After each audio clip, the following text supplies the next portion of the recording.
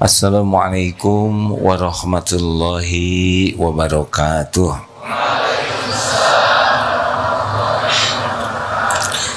Alhamdulillahi rabbil alamin. Segala puja dan puji hanya milik Allah yang maha dekat, maha menatap, maha menyaksikan segala-galanya, maha tahu apapun yang ada dalam pikiran, maha tahu yang ada di dalam hati. Allah maha tahu segala masalah yang sedang kita jalani, dan Allah maha tahu segala solusinya, dan hanya Allah lah yang bisa menolong kita, tidak ada lagi. Apabila Allah berkehendak sesuatu pasti terjadi, tidak bisa dicegah, tidak bisa dihalangi, tidak akan tertukar, tidak akan meleset. Bila Allah tidak menghendaki sesuatu, tidak akan pernah terjadi. Walaupun bergabung jin dan manusia seluruhnya bersatu untuk melakukannya. Dialah Allah yang maha menatap, penguasa segala kejadian.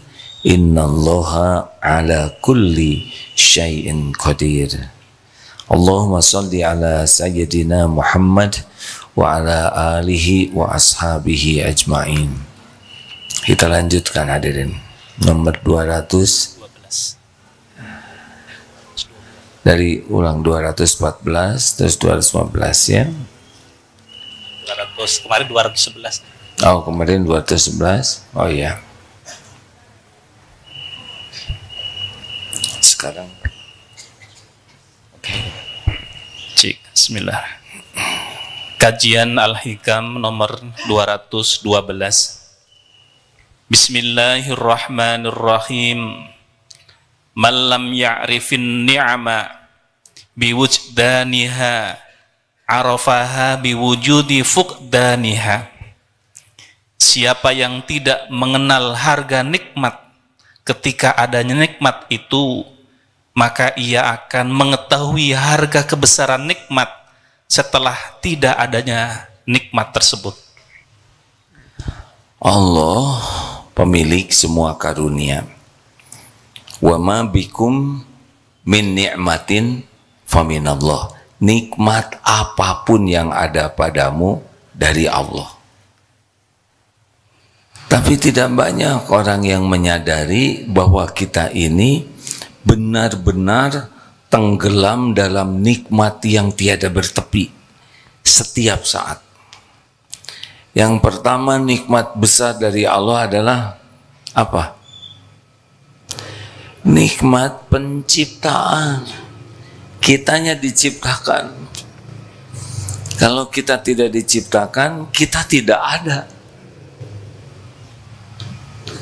Kalau kita tidak diciptakan, kita tidak ada. Jadi nikmat kita ada. Ini nikmat.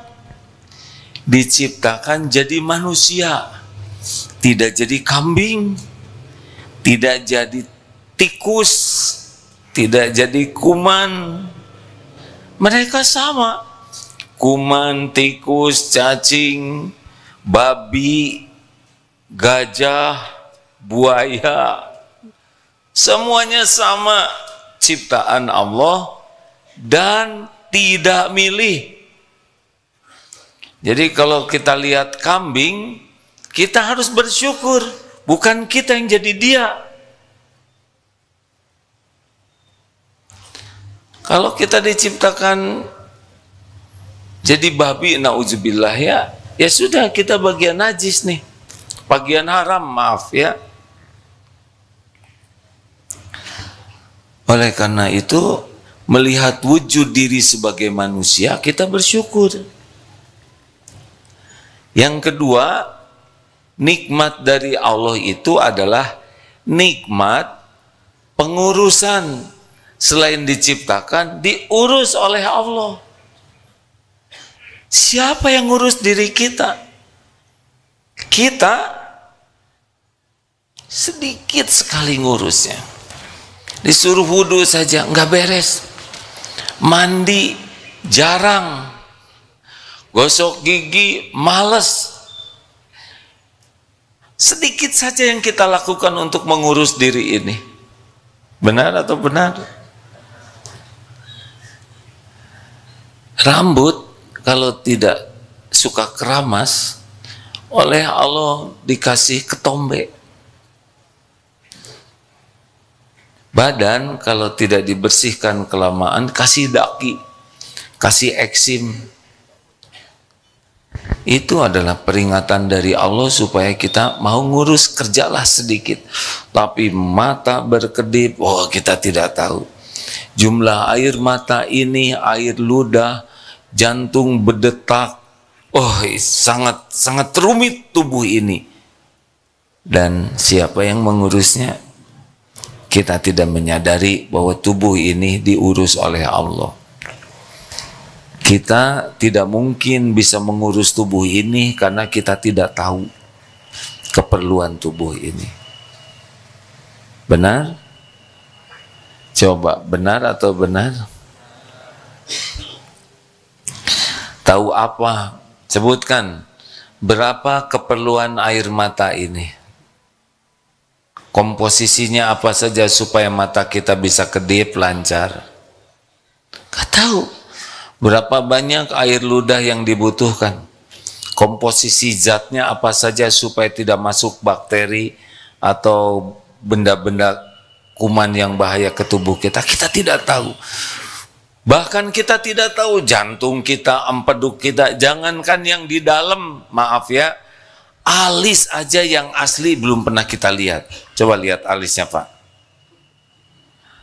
Hah? Lihat bulu mata sendiri pernah lihat? Jadi bingung. Bagaimana bisa ngurus? Tahu juga tidak. Jadi mutlak diri ini selain diciptakan, dibentuk oleh Allah, diurus oleh Allah setiap saat. Jadi kalau ada orang mengatakan, wah saya ini kurang karunia dari Allah, kurang apa? Jantung didetakkan, darah dialirkan, oksigen masuk ditangkap oleh paru-paru, diedarkan gimana ke jantung, diedarkan sampai ke ujung-ujung sini nutrisi nyampe. Bagaimana kita melakukannya? Nikmat yang kedua, nikmat pengurusan. Jadi Allah tahu tidak keadaan kita? Jawab. Tahu tidak? Allah tahu keperluan kita? Tahu mana? Kita atau Allah? Yang maha tahu lah. Kita nggak tahu apa-apa. Pernahkah Allah lupa ngurus kita sehari saja?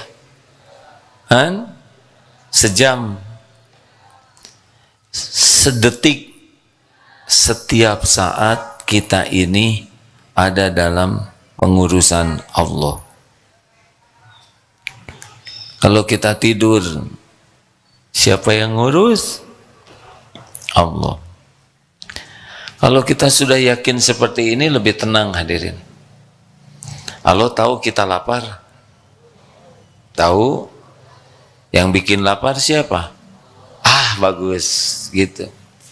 Selain Allah menciptakan hardware ini, fisik, Allah juga menciptakan software.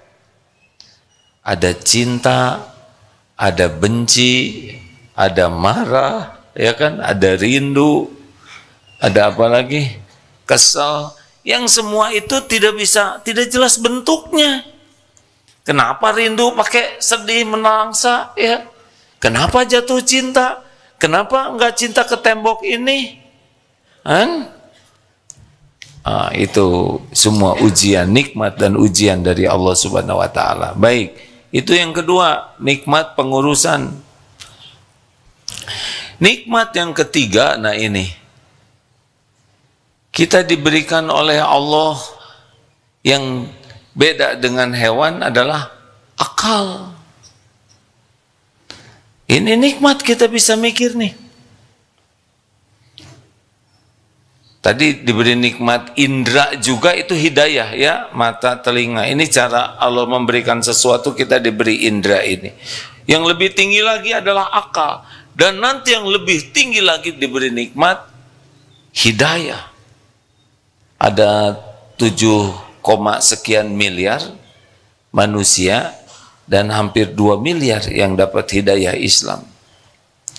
Ini nikmat. Kalau tidak, kita tidak kenal Allah, tidak kenal Rasulullah, tidak. Lihat sebagian orang tuh. Pernah ada seorang ibu-ibu di luar negeri yang bukan negara yang ada umat Islamnya, nangis di perempatan jalan tuh, nangis terseduh-seduh. Kenapa? Karena dari segitu banyaknya wanita yang lalu lalang dengan pakaian yang serba terbatas, beliau satu-satunya yang berjilbab. Ya Allah, nah ini sudah bisa menikmati nih karunia Allah tuh. Lihat orang pakai rok mini, ya maaf ya, jangan dibayangkan, pakai segala sesuatu. Nah kita lihat semua itu, harusnya kita bersyukur. Ya Allah, Engkau beri saya hidayah menjadi Islam. Tidak semua umat Islam juga sholat ternyata kan? Tidak semua umat Islam diberikan hidayah taufik, namanya taufik, bisa sholat. Di Uighur, di beberapa negara yang mayoritas Islam, bahkan tidak mengerti itu sholat, padahal turun-temurun Islam.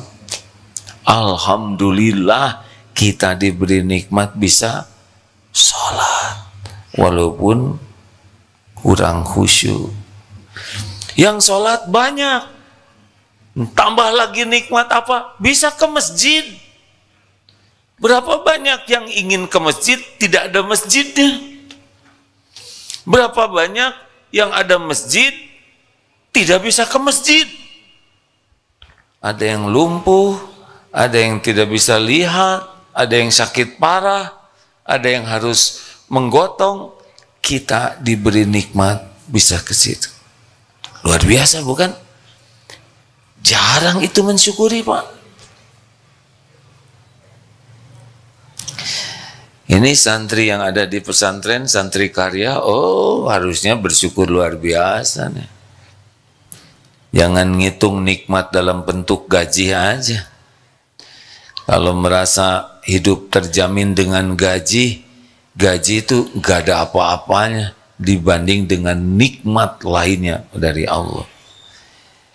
Santri karya itu santri yang berkarya di Darut Tauhid. Mungkin gaji hanya sekitar 5 kali lipat UMR, mungkin ya.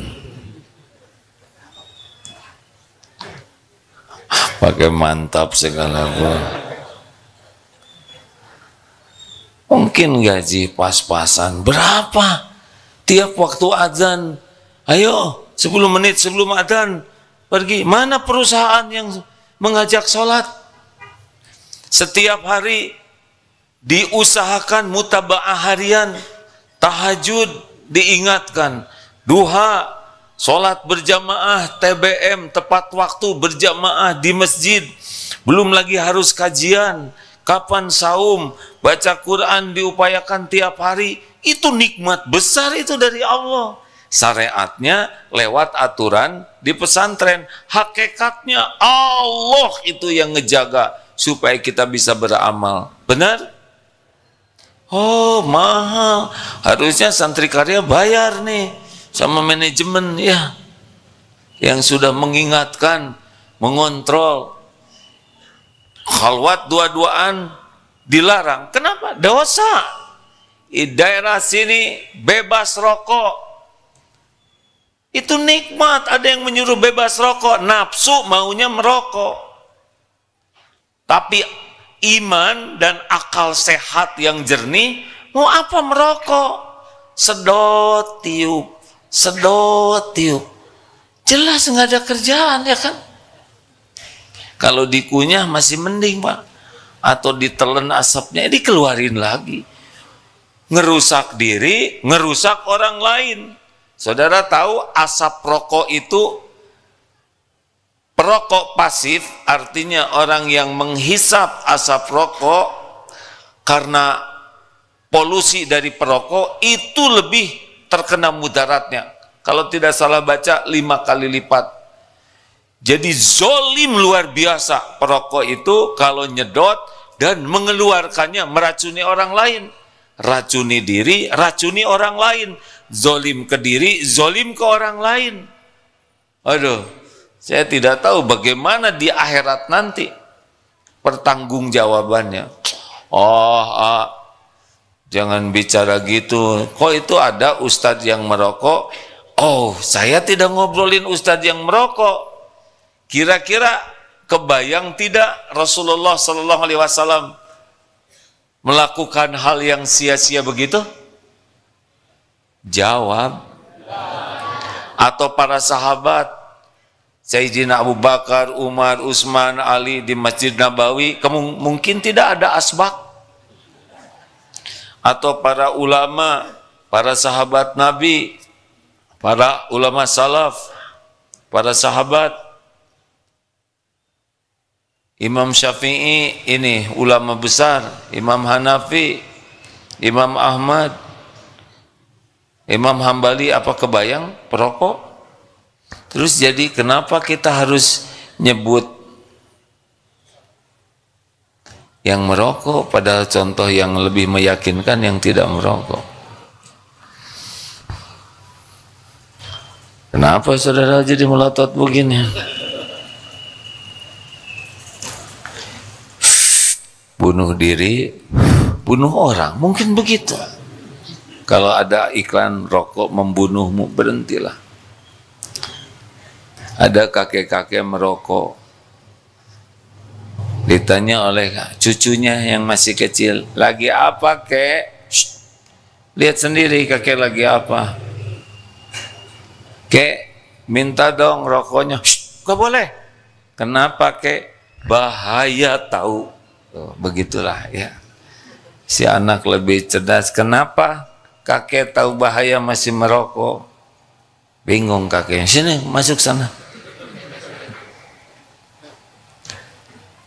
Rekan-rekan sekalian, nikmat lainnya adalah nikmat oleh Allah dijauhkan dari perbuatan maksiat, dicegah dengan aturan-aturan. Susah. Santri di sini susah merokok, tidak boleh pacaran. Nikah boleh, dah halal, tapi pacaran jangan. Kemarin ada dokter kandungan sedang sholat di Masjid Darul Islah, maaf. Boleh ngobrol sebentar? Silahkan Pak, saya dokter kandungan. Oh iya, ada yang bisa dibantu? Saya sudah berusaha memposting, tetapi yang melihat postingan saya tidak banyak. Saya praktek dokter, seumur dokternya. Sedih sekali melihat betapa sekarang banyak sekali pergaulan bebas. Dan yang datang ke dokter kandungan siapa? Laki-lakinya atau perempuannya? Jawab hadirin. Laki-laki mau ngapain ke dokter kandungan?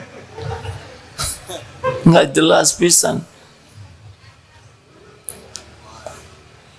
Itu pergaulan bebas ini banyak hamil di luar nikah, dan tidak sedikit juga wanita berjilbab yang sekarang hamil di luar nikah. Yang lebih menyedihkan, tidak banyak, tapi beliau mengatakan ada. Ada yang ibunya berjilbab, bawa anaknya berjilbab, yang juga hamil di luar nikah, pergaulan bebas. Tolong diingatkan, jaga itu anak perempuan. Karena korban yang paling menderita dari pergaulan bebas secara duniawi adalah perempuannya. Yang rusaknya perempuan. Yang hamilnya anak perempuan, yang nanti nanggung malu, bengkak perut kemana-mana, anak perempuan, yang melahirkannya perempuan. Laki-lakinya bisa mengatakan, kamu hamil mungkin dari laki-laki lain, sama saya aja mau, apalagi yang lain. Bisa tidak ngaku, dan ada yang tidak ngaku begitu. Beruntunglah kalau kita ada dalam lingkungan yang menjaga kita menjauhi perbuatan zina. Itu nikmat dari Allah. Betapa banyak sekarang anak-anak yang tergelincir dan rusak masa depannya karena tidak terjaga. Jadi kalau kita masuk ke dalam lingkungan dan lingkungan ini menjaga kita, syariatnya, hakikatnya Allah yang memberikan nikmat kepada kita. Bisa dipahami hadirin?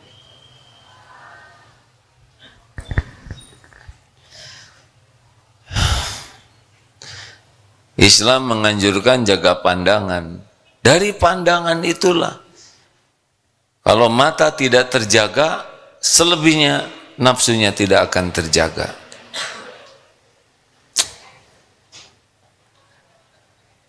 Banyak nikmat seperti ini yang tidak kita anggap sebuah nikmat.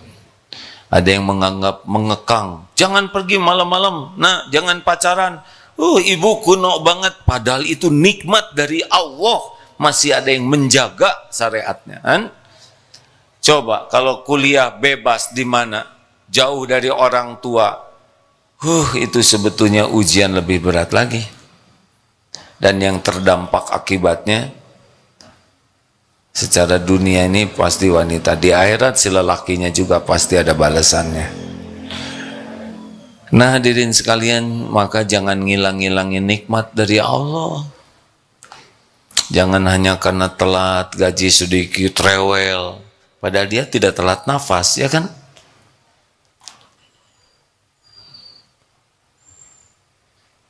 Nikmat. Ini duduk begini nih, nikmat hadirin. Walaupun nempel ke masjid, rumahnya belum tentu mau ke masjid.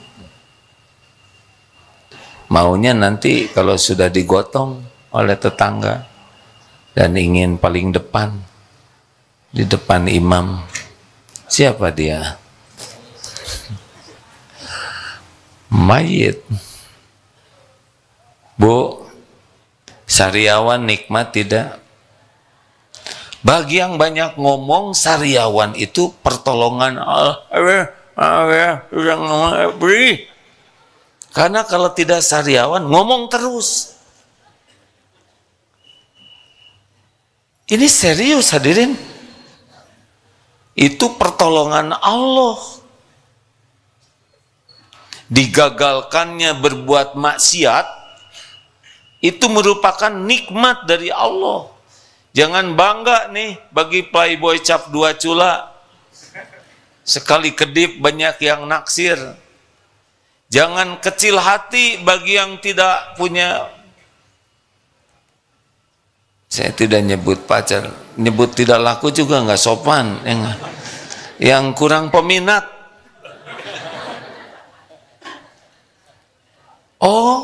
Kalau kurang peminat, dia tidak tergelincir. Bahkan boleh jadi lebih dekat dengan Allah. Dibanding jatuh cinta, kepikiran terus, pengen dekat terus, akhirnya terjerumus. Coba, punya HP jadul, nikmat atau musibah? Jawab. Punya HP yang burem terus lemot gitu?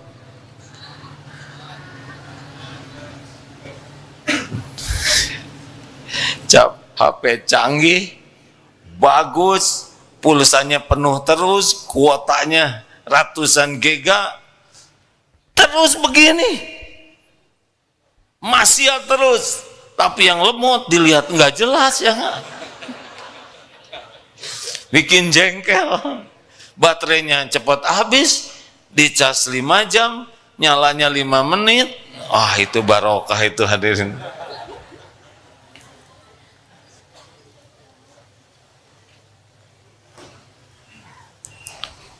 Kemarin ada kejadian, ada sebuah toko waralaba yang oleh Pemda ditutup. Alhamdulillah direkturnya silaturahim dengan 3 niat. 1 niat silaturahim, 2 niat minta maaf, dan yang ketiga niat minta saran. Silaturahim sangat bagus. Minta maaf tentu dimaafkan secara manusiawi. Kita bukan pendendam. Ketika minta saran, salah satu sarannya adalah Bapak harusnya bersyukur. Dengan ada kejadian ini akan jadi pelajaran besar. Sehingga nanti kalau buka cabang di mana-mana sudah punya pelajaran dari ini. Since the beginning correct, katanya begini. Mulai dari awal rapi, silaturahim dulu ya. Minta saran, dibuka, disesuaikan dengan kultur, apalagi di sebelah masjid. Ke depan ini akan jadi manfaat besar kalau disyukuri. Coba ini lelaki yang melamar kemudian ditolak oleh calonnya, nikmat atau musibah? Ayo dong gentleman, hadirin jawab. Lelaki,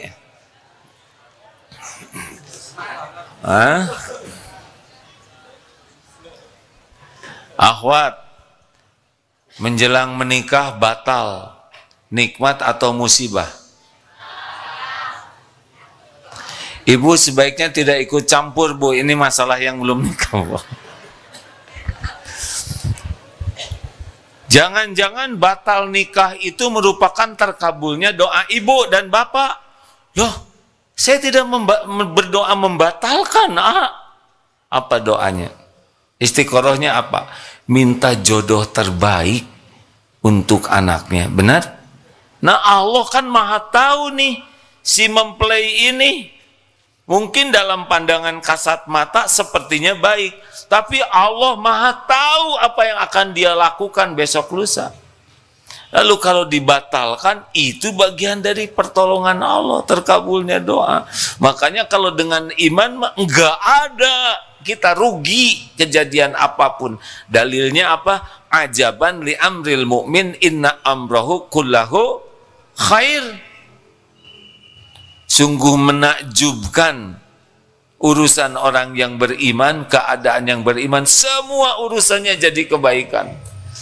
Karena pasti ada kebaikan di balik kejadian. Pasti ada kebaikan.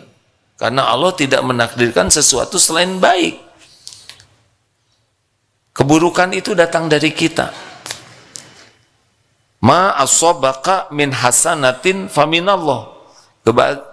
Kebaikan apapun yang datang kepadamu itu dari Allah. Wa ma asabaka min sayyi'atin famin nafsik. Musibah, keburukan yang menimpa dari diri kita sendiri. Makanya sudahlah hidup mah bersyukur aja. Dengan bersyukur nikmat yang ada ternikmati. Dengan bersyukur yang belum ada diadakan oleh Allah. Lebih terjamin kita ditambah nikmat dengan syukur daripada dengan banyaknya keinginan. Ini siapa kemarin santri yang kontraktor tuh, yang ngontrak terus? Syukuri kontrakan yang ada daripada memikirkan rumah bagus yang punya orang. Mending syukuri yang ada.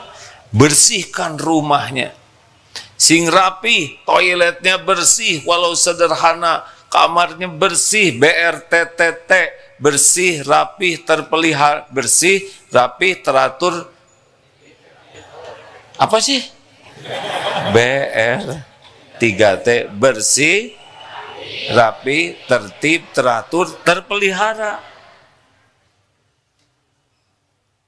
Banyak dipakai ngaji, Allah lihat tidak? Dan dia mensyukuri, tidak membanding-banding dengan rezeki orang. Enggak, orang lain punya apa saja, Allah yang ngasih kok. Enggak ribet. Syukur yang ada. Terima kasih ya Allah. Orang lain malah itikaf terus, terpaksa karena kontrakannya habis. Alhamdulillah, Allah tahu dia bersyukur. Tidak ngerasul, Allah tahu. tidak sulit bagi Allah. Itu katanya kamu ngontrak terus, udah deh, isi aja itu rumah saya sekalian jaga, nggak usah ngontrak. Bisa itu. Tidak sulit sama sekali bagi Allah, bagi ahli syukur. Diputuskan, gak jadi nikah, alhamdulillah ya Allah, saya ridho dengan takdirmu. Saya hambamu, engkaulah yang maha tahu segala-galanya. Saya ridho ya Allah dengan takdir ini. Pasti hanya kebaikan darimu. Saya terima dan saya mohon ampun sekira takdir ini datang buah dari dosa-dosa saya. Allah lihat tidak? Faman rodiya falahu ridho. Bisa jadi benar kamu teh batal nikah. Ya apa? Bagaimana perasaanmu? Alhamdulillah, semua yang Allah tetapkan pasti yang terbaik. Saya sudah doa, sudah ikhtiar, sudah istiqoroh, dan hasilnya dibatalkan. Sedih tidak? Ada rasa sedih, tapi tidak ada masalah. Allah pasti mengganti yang terbaik. Kata si bosnya tuh, saya kagum deh lihat adek diuji begini, dibatalkan begitu tenang dan jernih. Jadi gimana adek? Ya, saya yakin Allah mengganti dengan yang lebih baik. Bagaimana kalau saya nikahkan dengan tetangga saya? Ya, mudah bagi Allah, percayalah. Semua laki-laki, semua wanita adalah hamba Allah, ciptaan Allah, milik Allah, takluk kepada apa yang Allah kehendaki. Kalau Allah jodohkan, jodoh tidak? Jodoh tidak? Jodoh. Kalau Allah tidak jodohkan, jodoh tidak? Tidak. Yang paling menderita dalam hidup ini adalah menginginkan sesuatu yang memang tidak ada takdirnya untuk dia.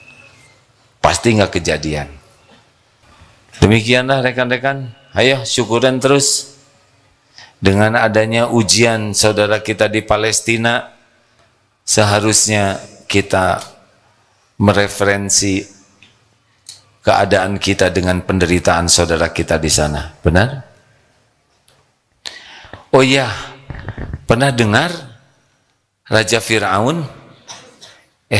Raja atau bukan Fir'aun teh? Fir'aun begitu, atau Namrud, raja, atau Kaisar Heraklius. Coba dengan kita, bandingkan dengan keadaan kita. Dulu raja itu hanya untuk dingin perlu pakai budak begini. Sekarang untuk dingin ceklek kipas angin, ceklek AC, kita lebih hebat dari raja. Dulu mau nyari informasi susah, sekarang tinggal pakai HP, sekejap informasi sudah datang. Raja harus ngutus pakai kuda. Tahu orang yang pembawa surat raja? Seorang pengendara kuda bawa 2 kuda. Itu karena takut khawatir kuda yang satu ini sakit atau kena masalah, dia pindah ke kuda lainnya. Jadi yang pembawa surat itu selalu 2 kudanya. Kita sekarang telepon, Chef, ayah beres. Lebih hebat dari Kaisar Heraklius. Maaf, ini adik-adik. Dulu pergi dari satu tempat, kuda atau unta atau ditandu, itu pegel hadirin, goyang sepanjang waktu. Kita tinggal naik motor, nyampe ke sini. Seganteng apapun raja, secantik apapun putri, kucel kalau sudah naik tandu. Benar tidak? Afluk-aflukan begini. Masya Allah. Kita sekarang nyampe sini. Mau haji sekejap, cuma 9 jam sudah sampai di Jazirah Arab. Wa bi ayyi ala'i rabbikuma tukadziban. Makanan ada, kulkas. Wah, luar biasa. Makanya lihat raja-raja dulu teh kasihan juga ya. Udah banyak gaya, menderita. Kita kurang gaya, sengsara juga dan karena tidak tahu syukur. Kesimpulannya apa? Jangan sampai kita kurang syukur sehingga diambil nikmatnya. Kita baru tahu nikmatnya itu kalau sudah diambil. Punten ya Pak, teman saya main basket, semoga Allah menyayangi. Ketika loncat, biasa loncat, tapi pas turun lagi putus urat yang di sininya. Begitu, tidak bisa bangun. 3 bulan tidak bisa jalan. Mau ke toilet susah luar biasa. Mau berdiri susah. Kita jalan ke WC, makan, berdiri, loncat-loncat, jarang bersyukur. Maaf sekali ya, qadarullah, ya dululah lagi zaman centil, ikut latihan terjun payung di Kopassus, terjun pertama bagus, 2, 3. Nah, penerjunan entah keberapa, ketika sedang mau mendarat udah bagus itu, tiba-tiba entah gimana yang tadinya mau di rumput jadi di aspal, kerusuk terus, ketarik oleh parasutnya. Ketika berdiri, kluk, tulang ekor sakit. Itu hampir 1 tahun Pak, gak bisa duduk, duduk begini terus, sakit, telentang, gak bisa, menceng, naik pesawat kelas bisnis, gini aja terus. Bapak kenapa bisnisnya begini? Bisnis tunggirin. Sakit, ujungnya otot ini jadi kram sebelah. Masya Allah, hanya dengan sedikit aja, klek, jatuh tulang ekor, gak bisa diapa-apa. Mau dipijit gimana? Mau dikasih di semen itu, di spalak, gak mungkin, saya gak bisa apa-apa nanti. Selain tobat saja, mungkin niat latihan terjunnya ujub, ingin kelihatan hebat, ingin kelihatan keren, cukup aja digeser dari rumput ke aspal, sakit. Setahun deh, udah dibawa ke Singapura, ke Cina, tetep obatnya mah tobat. Ini sekarang ngangguk gini enak, oleh Allah dikasih masalah nggak bisa ngangguk, bisa itu sekejap. Nah itu nikmat tuh. Ketawa itu nikmat, berarti kedengaran kan saya ngebodor, ya kan? Dan dari sini proses ke otaknya tidak delay. Coba kalau lambat, lucu, kamu harus ketawa, lemot, ketawa dong, ketawa, angkat bibirnya, suaranya mana, matanya, aduh repot hadirin. Bisa dengar, bisa ketawa, itu nikmat besar. Berarti otak normal, telinga normal, respon kita normal. Emang ketawa mudah? Nggak bisa sembarangan ketawa ini. Harus ngangkat otot, itu paru-paru harus menghembus, pita suara harus menyesuaikan. Coba kalau pita suaranya nggak kompak, nih kan repot. Dan bisa berhenti, coba kalau nggak bisa berhenti, aduh. Ini goyang-goyang gini tuh susah hadirin. Itu ototnya naik turun ya kan. Tapi kita jarang merasa semua ini nikmat dari Allah. Kesimpulan, jangan rewel lah hidup mah. Syukuri. Lihatlah ke bawah, lihatlah yang lebih menderita dari kita. Syukurlah yang akan membuat kita bahagia. Syukurlah yang akan membuat kita terjamin dengan tambahan nikmat dari Allah Subhanahu wa taala. La in syakartum la azidannakum wa la in kafartum inna adzabi lasyadid. Semoga kita termasuk ahli syukur. Allahumma inna ala zikrika wa syukrika wa husni ibadatik. Rabbi auzidni an ashkura ni'mataka allati an'amta alayya wa ala wa an amala sholihan tardahu wa fi ibadika sholihin. Surat apa ya itu? Doa syukur. Terima kasih rekan-rekan sekalian. Ada pertanyaan? 1, 2, hanya 3 maksimal ya. Ibu nggak ada yang boleh bantu, berkenan maju sedikit ke depan Pak.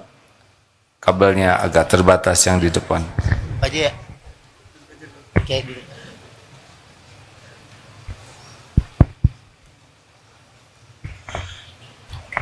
Bismillahirrahmanirrahim. Assalamualaikum warahmatullahi wabarakatuh. Assalamualaikum warahmatullahi wabarakatuh. Yang saya hormati guru kita bersama Kiai Haji Abdullah Gimnastiar.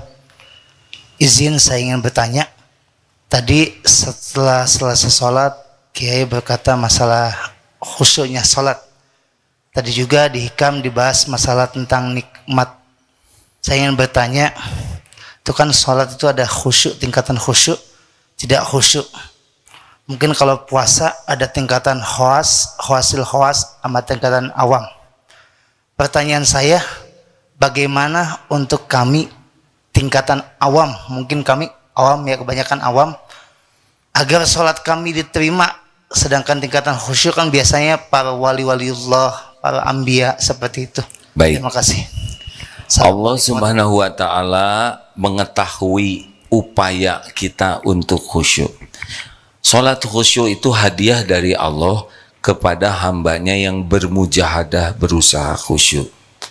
Pertama, untuk khusyuk itu memang harus punya tekad. Tidak semua orang sholat bertekad untuk sholatnya khusyuk. Ada yang sholat saja mau sholat. Itu Allah sudah tahu dia memang tidak menginginkan yang terbaik. Seperti memanah, punya anak panah, tapi dia tidak ngebidik serius. Begini, akibatnya tetangga ngejerit ya. Tahu kenapa ngejerit?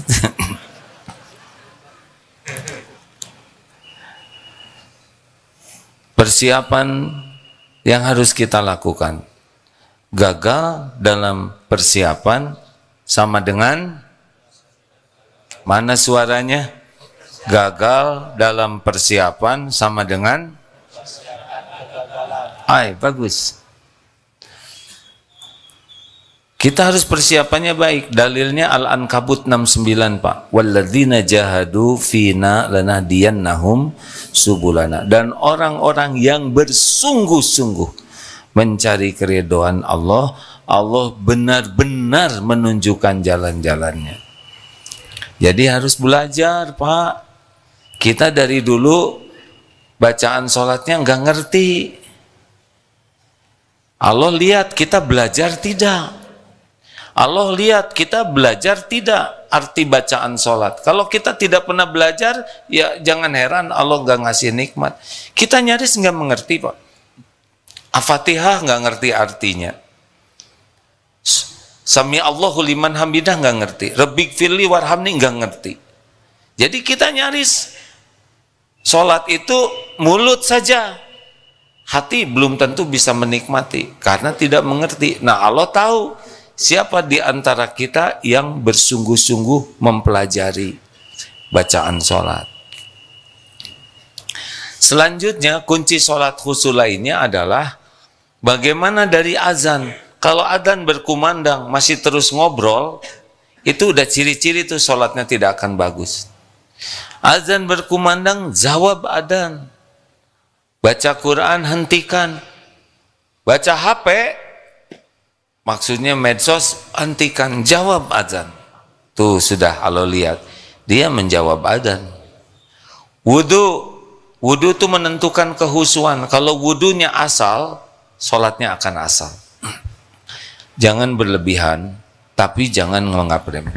Yang baik wudu, jangan sampai karena pakai make up. Nanti kaki yang kelihatan paling males tuh. Orang yang wudunya baik itu pasti dia gosek sela-sela jarinya. Yang wudunya malas begini nih.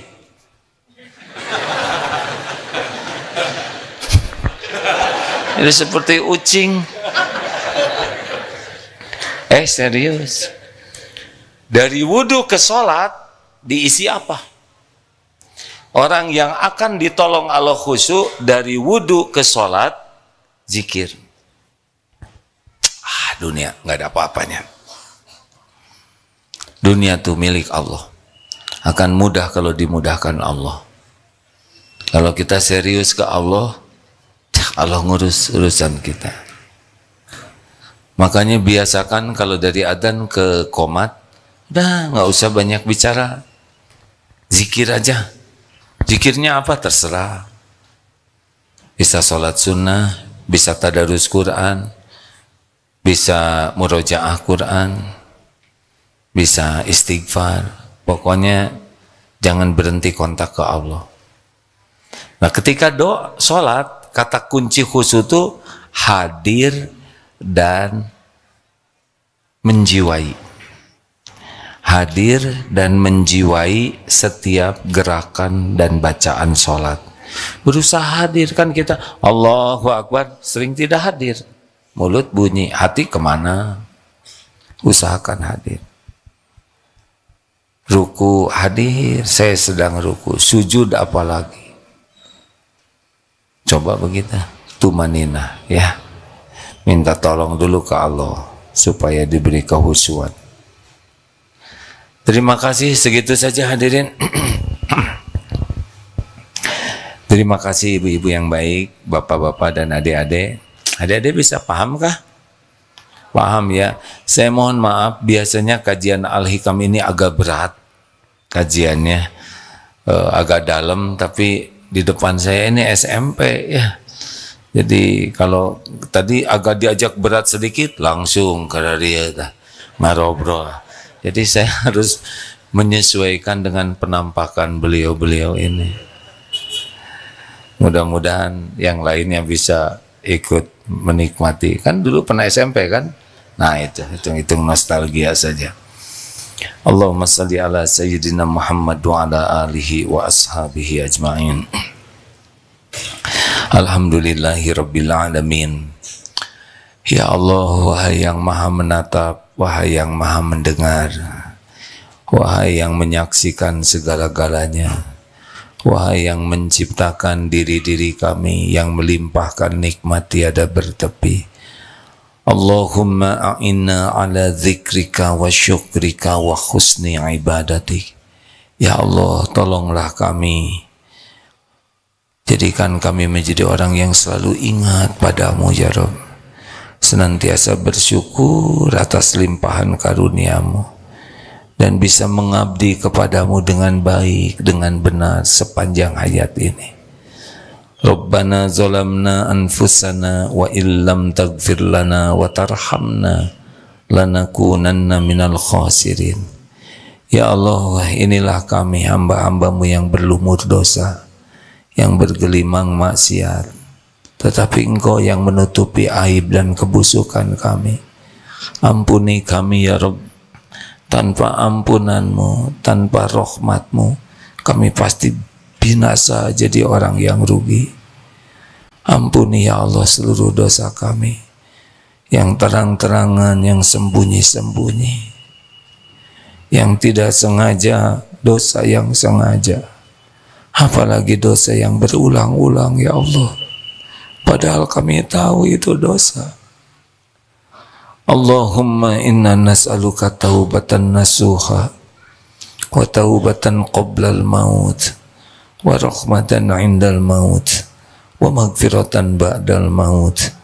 Allahumma hawin alaina fi sakaratil maut. Allahumma inna nas'aluka husnal khatimah wa na'udzubika min su'il khatimah. Berkahi jamaah ini ya Allah, kuatkan iman kami, indahkan akhlak kami, karuniakan kepada kami nikmatnya ibadah, jadikan doa-doa kami doa yang Kau ijabah, jadikan keluarga kami keluarga yang sakinah, jadikan orang tua kami orang tua yang Kau muliakan fid dunya wal akhirat. Sehatkan lahir batin kami ya Allah, cukupi kami hanya dengan rezeki yang halal barokah. Istiqomahkan kami ya Rabb, kumpulkan dengan orang-orang yang Engkau ridhoi, jadikan akhir hayat kami husnul khotimah. Ya Allah, tolonglah saudara-saudara kami di Palestina ya Karim. Hanya Engkau yang maha kuasa menolongnya ya Allah. Hanya Engkau yang kuasa melindungi dan mencukupinya. Hanya Engkau yang kuasa membebaskannya dari penjajahan kaum zalimin. Hasbunallah wa ni'mal wakil, ni'mal maula wa ni'man nasir. Ya Allah, jadikan lingkungan ini lingkungan yang penuh barokah. Jauhkan segala kemaksiatan. Rabbana atina fid dunya hasanah wa fil akhirati hasanah wa qina azabannar. Amin ya Allah ya rabbal alamin.